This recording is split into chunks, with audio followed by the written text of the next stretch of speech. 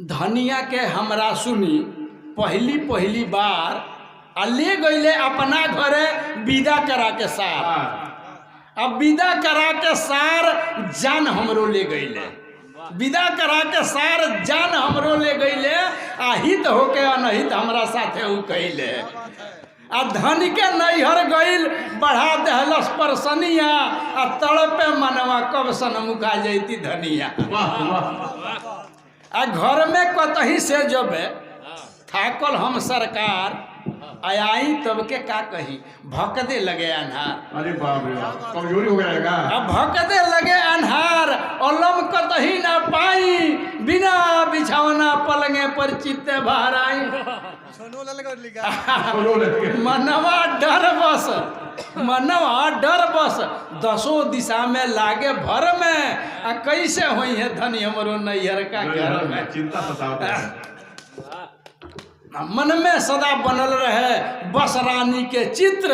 आ परे भोर नाही कबो उनकर बात विचित्र, उनकर बात विचित्र और उनकर मुस्काइल ई मन परि बिसर बिसर जा पियल खाइल। अवधु घर में रही लगे बानी हम वन में आ धन के याद लगा दहलस आगी तन मन में।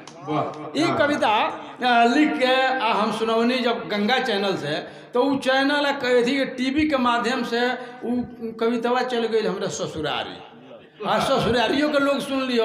अब हमार खास तो 2-3 जानी सर 3 जानी सर हज वालो और अड़ोस पड़ोस के नगदे 10-12 जानी सर हज लोग हम गईनी। एक बेर ससुरारी गईनी तो सब लोग जुट गए कहते लोग कि रहुआ कविता टीवी पर सुनाओ तो नहीं, बड़ा निमन कविता सुनाओ तो नहीं, बड़ा बढ़िया लागल ये कविता राहुल। हम चाहते नहीं, एक जनी कहते रही कि हम चाहते नहीं कि हमारा पर एगो कविता लिख देती।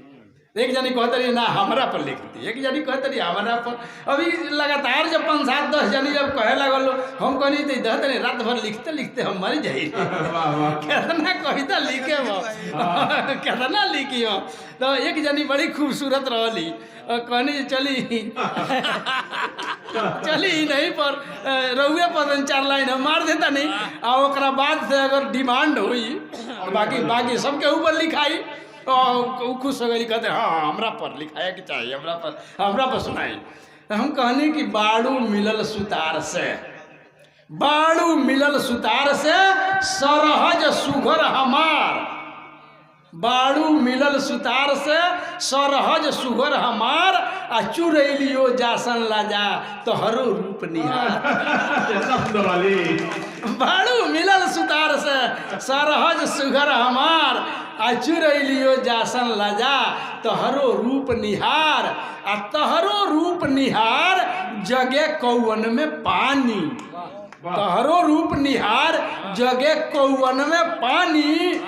और करी खा पोती कहे सन हम हो पानी।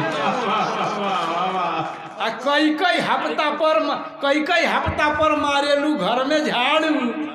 अहे देवी फरछिन जगत में तू ही बाड़ू। सरहज राखेलू सदा लट में ढील सहेज। लिखनी हम कि सरहज राखेलू सदा लट में ढील सहेज। लागत बात से मिली हमारा ये दहेज। हमारा ये दहेज जवन हम घर ले जाए आ तहरे तरिया दिन भर खबर बहुत अच्छा। आ घरे रहोबी भाकुशी नगर गोरखपुर बरहज। आ खजुआब तो भोर कबो न परबू सरहज। तो लिखनी सुनौनी तो हमरा के निकाल के 500 रुपया का नोट डाली आ कहली कि कविता कहीं सुनाए मत। बाकी लोग कहल कि हमरा ऊपर दूसरा दिन लिखा जाए।